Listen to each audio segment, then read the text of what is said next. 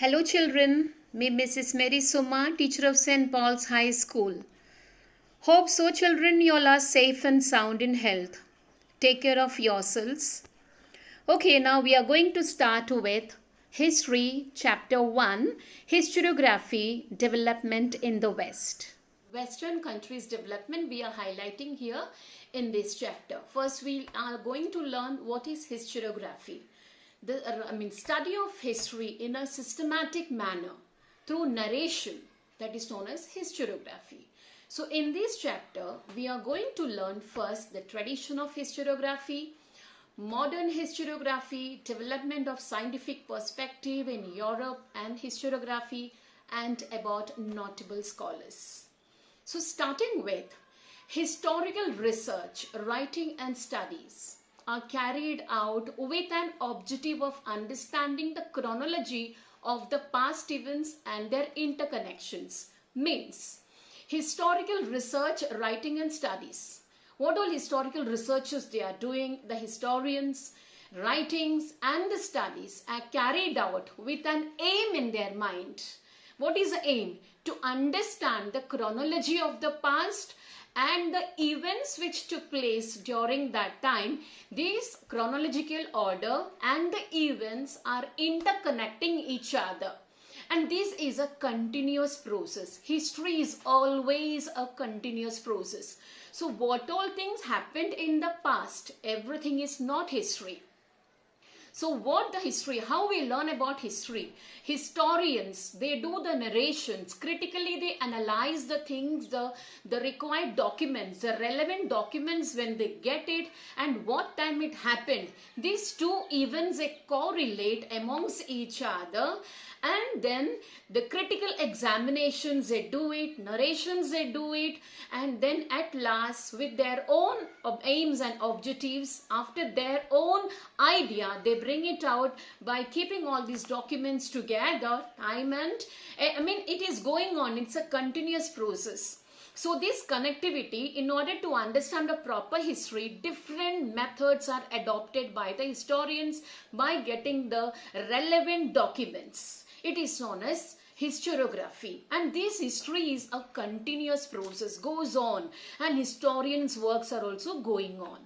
In the physical and natural sciences, empirical methods are used. Empirical method means lab method. Why? That is experiments and through observation.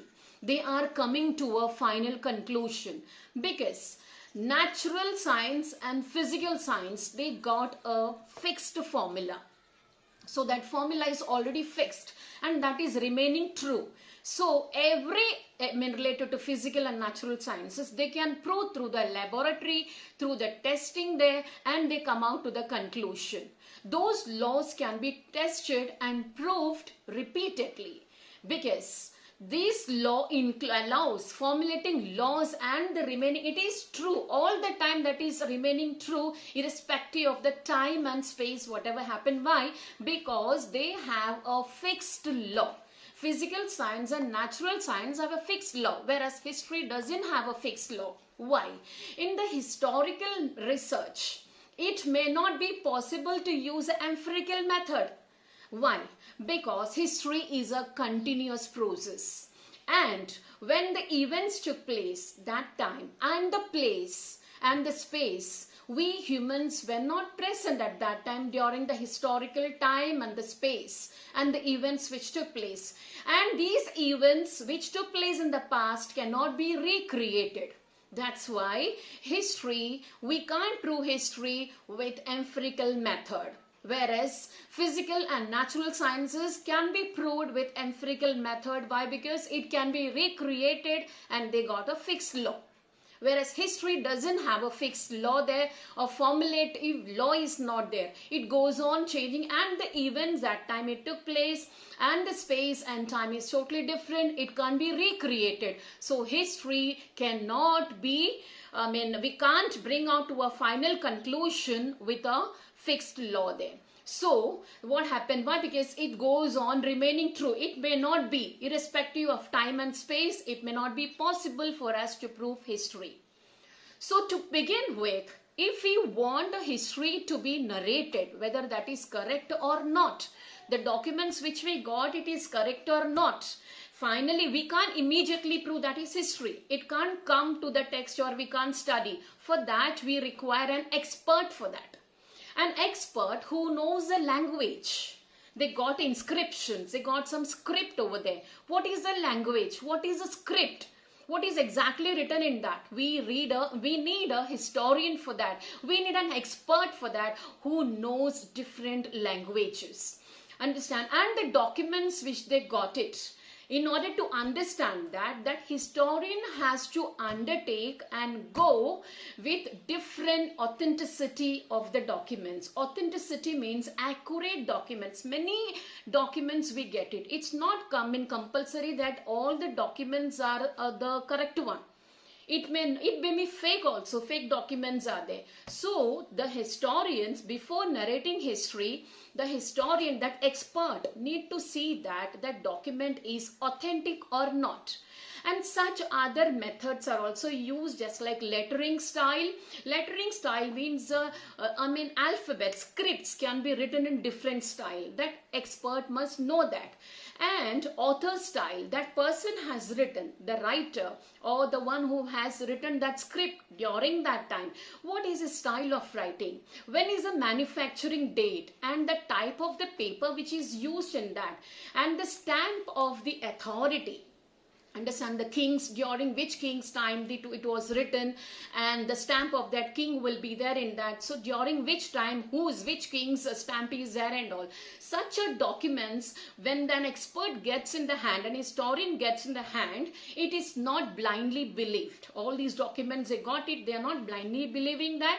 They are scrutinizing that, they are verifying that. Through different methods. They are going through different methods, and finally they come to a relevant conclusion, and that comes as historical reference. And to undergo these different big stages, the narration is quite long. It's a long process. Then only finally history comes. Means that concerned thing is the correct history. They prove it out and they come to the public. These are the different stages and expertise required for this one. Now we'll be learning about what are the narrations, what are the different methods, understand, of historical narration that we are going to study now. Writing of historical narrative. So what are the different methods? The methods adopted for writing history finally to a conclusion. The first method is formulating hypothesis. Formulating hypothesis means what? The proposed explanation made on the basis of the limited evidence. We are collecting the evidence. We are collecting the documents. Second is critically examining of the various sources of history. Second part is what here? Means whatever documents we got it, we collected it. All those documents we are critically examining, which is relevant, which is irrelevant. And irrelevant documents, it is been separated, excluded, and the relevant document is taken into consideration. And the third part is examining the relevant references of the available historical information.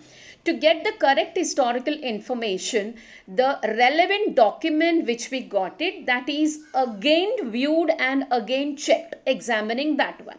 Fourth is collecting historical information, highlighting the process that lead to historical transition, carrying out comparative analysis. Means a collected, information, what all we got it, that it is again highlighting the process that lead to. So what are the transitions happened over there, the changes which took place with that collected documents, that is analyzed. All the information they are collecting it again. Then the fifth is understanding the references regarding time and space of the given historical events. With the documents, whatever they got it, they are getting it, they are going to it, see exactly when this event took place. and where this event took place and what is exactly this event happened, and the conceptual frameworks used in the historical research method, analytical tools, pictures are collected, what all things are used at that time, all those things are collected.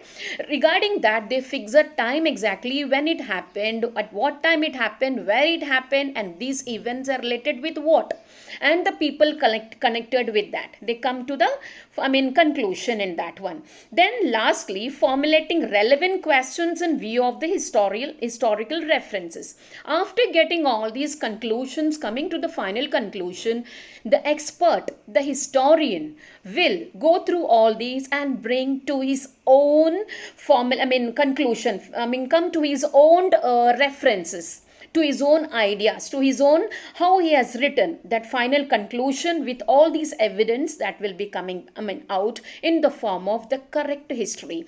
These are the different methods adopted by a historian to write or to narrate a history. Finally, a final conclusion will come out by an expert here. So that's why we require an expert for the narration of history.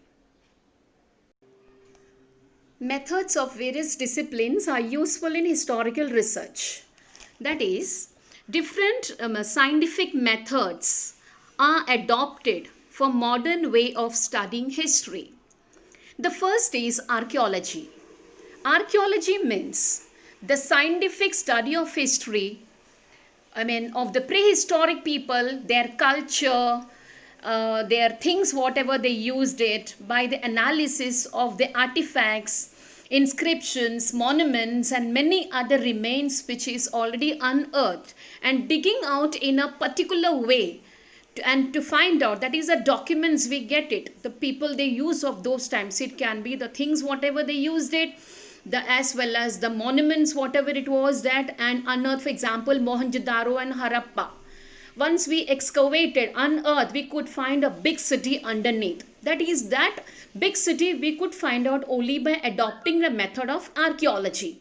The second method, scientific method for the study of history in the modern times, is archival science. Archival science means the study of the preserved historical documents, especially which is preserved in the museums. When we are going to the museums, you find about the things, for example, the things used by Shivaji Maharaj and all, and after seeing those things, the documents which is preserved in the monuments, we come to learn about the history.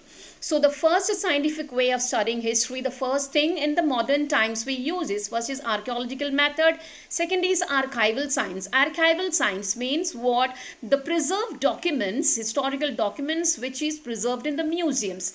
Third is manuscriptology. Manuscriptology means the study of handwritten books. The science of the study of manuscript is known as manuscriptology, that is handwritten books.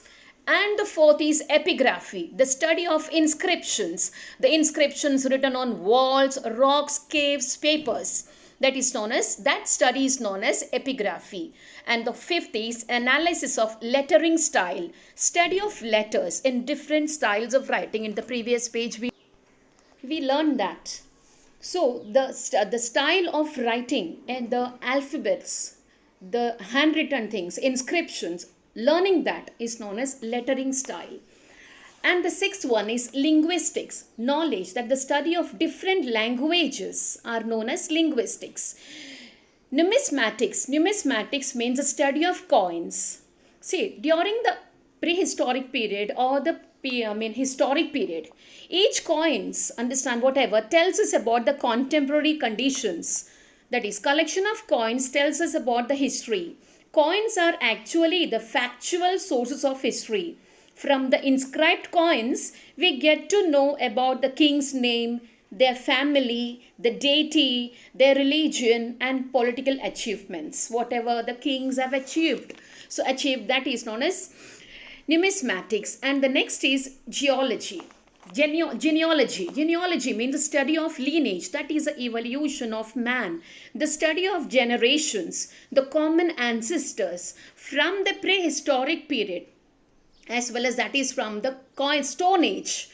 Stone Age means the old Stone Age, the middle Stone Age, the new Stone Age. that we have learned, that is known as genealogy. So these are the scientific way of studying history in the modern period, that is archaeology, archival science, manuscriptology, epigraphy, analysis of lettering style, linguistics, numismatics, geology and genealogy. Understand, these are the things. So next we are going to learn about the tradition of historiography. Tradition of historiography. So we are going to learn now 1.1 tradition of historiography. We have learned about the historical in the previous. We have learned how an expert or how a historian narrates the history by following different methods, critically and examining and coming to a final conclusion. So the writing of critical, in this way, writing a history in a critical, historical, narrative way. That is by following all the analyzing, that is the documents are narrated and again, critically analyzing that and finally coming to a conclusion. Such type of writing of history is known as historiography. And the scholar or the expert who writes and follows such methods are called as historian. So historians, it means that like all the documents, whatever in the past which took place, everything is not coming under history. Only relevant documents are being taken into consideration, and that is critically examining, or the interpretations are going on, and finally it comes out in expert's ideology is coming out. He goes through all the methods, all the narrative and critically examining method by keeping the relevant documents, and at last he comes to his own ideology, and that is known as conceptual framework. So the tradition of writing of historiography or the narration of historiography was not prevalent in the ancient societies of the world. However, that doesn't mean that those people were not aware of the historical time or were not eager to know about the history. They too were aware of the history, or they were so conscious to come to know about the history. But the methods they were following was totally different. The methods are as follows. Ancient people also felt the need of passing the stories of life and valor of their ancestors to the next generation. But what were the methods they used at that time? That is ancient historiography. Those people, they use a method of like cave paintings. Whatever day-to-day incidents were happening, they were painting there by using the natural colors on the caves over there. Storytelling by the elderly people, tell the stories of their past ancestors or that contemporary times to the children, and that was passed on. Then singing songs, just like ballad songs and all, about the greatness of Shivaji Maharaj and all those things, those songs and all they were singing, and that's passed through generation by generation. And then ballads. These were the forms of ancient times of historiography. Ancient communities all over the world used various means. These are the means, understand, of the olden times, that is the ancient people, in passing the history of those times to the next generation. That is ancient historiography. That is, they followed which method? They followed the cave paintings method, storytelling, singing songs, ballads, etc. Ballads means like singing songs, poems in the form of poems, that is known as ballad. So these were the methods used in the ancient time by the people to pass on their history to the next generation. The picture shows here is a fragment of the earliest inscription. That is soldiers marching forward holding shields and spears in their hands. And the general, that is a leader of the military, is in the front. This indicates, and this is kept, this picture, earliest inscriptions of it is kept in the Louvre Museum in France. So the tradition of recording historical events can be traced back to the Sumer civilization. Sumerians, they were the civilization, they were the people living over there in Mesopotamia. Now it is in South Iraq. Mesopotamia is a place in South Iraq. So a type of civilized people, they were staying over there, they were called the Sumerian civilizations. Sumerians. Name of the Sumerian kings, and it is a Sumerian king who is marching forward, and back of it the soldiers are marking. So this earliest inscription shown here indicates the days back to 4500 BCE. It records a battle fought between two kingdoms, and now this inscription and this is kept there in Louvre Museum in France. So this is also one of the historical document or the evidence which we got it.